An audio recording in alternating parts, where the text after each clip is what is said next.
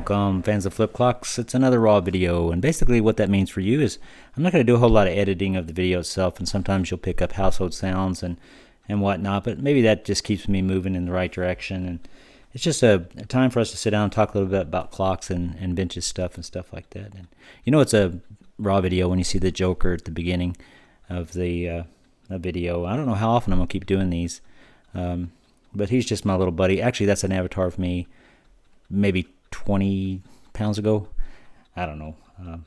I don't like showing myself on camera. I looked like this last year, so more or less that's what I look like. But anyway, what do I got here?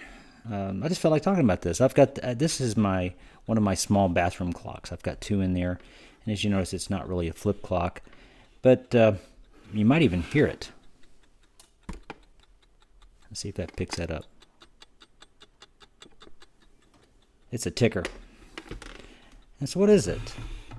What is this thing? It is a Seth Thomas speed read E039-005.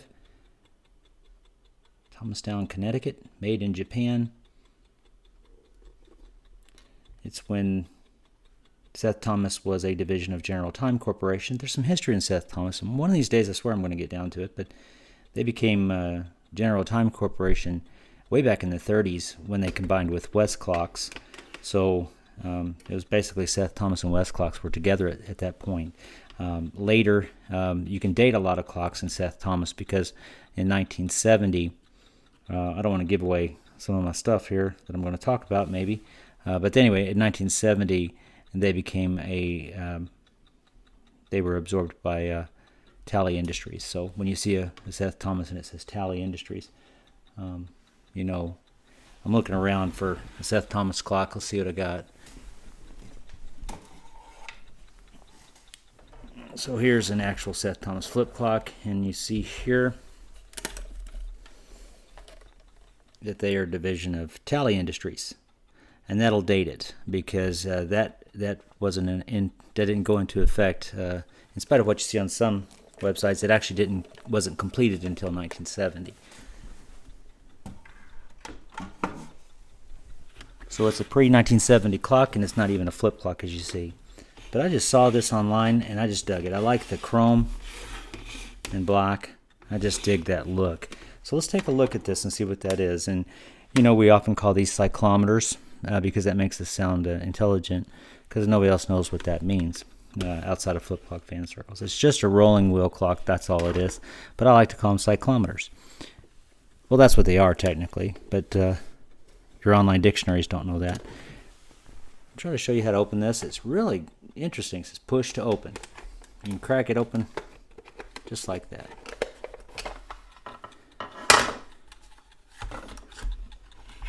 And there we go. You can see the little clockworks there. Oh, Lord. Glad it's mine. So right there, see the clockworks? You might get a closer look at that. D-cell battery. And the wheels. So I know that this clock is 10 minutes off because I've been trying to adjust it to get the time right. There's right here, you put a screwdriver in there, basically getting it to that, and you get that adjusted. And it took me forever to get adjusted, and I just left it run for a while, and it's now 10 minutes behind. So what I do, you just take your finger and just roll it.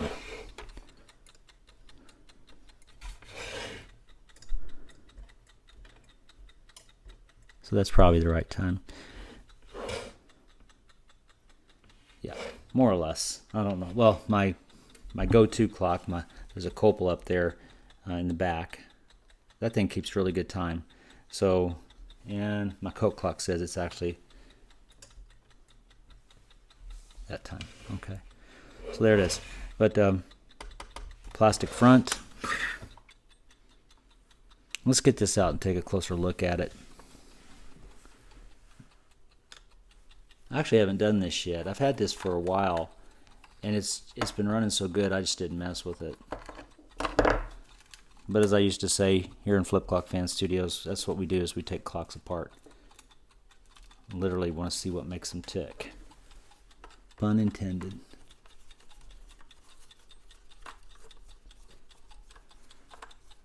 You know, I never get it when people say no pun intended, especially when they're on social media. That drives me crazy. You're saying no pun intended and you wrote it. And I'm like, hey, dude, there's a back button there.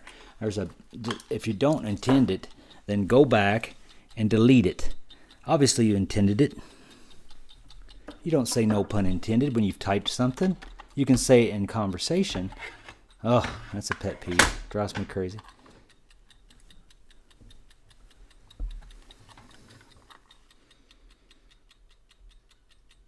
Clockworks, love that. In a former life, I think I was actually into what horologists would call real clocks. Looks like I must have dropped out a lock washer. There's a lock washer and a regular washer. That's how you can also see older clocks. They used a lot of washers and stuff. Oh no, it goes, I see it. It's a lock washer, and then yeah, we got everything. Now, what's neat about this, and a visitor to Flip Clock Fans had to explain to me what was going on. When that changes, there's a little motor on the top here, little electric motor, and it's going to activate as soon as, let's see if I can get a view of it. As soon as this bar, there's a bar that has a magnet on the end of it, and as soon as it gets close to this thing right here, it's hard to see, but there's a tube right there, and it's got electrical contacts. Once that magnet comes there, it allows, there it goes. Did you see that little thing? There it is. It allows the circuit to be completed, and then it allows the motor to run only for as long as that magnet is up near there, and they've got that geared for the exact amount of time. That motor will turn and turn that wheel. So it's pretty cool. And this has been keeping good time. It looks clean. I think the cover they've got on there really has worked to keep it clean.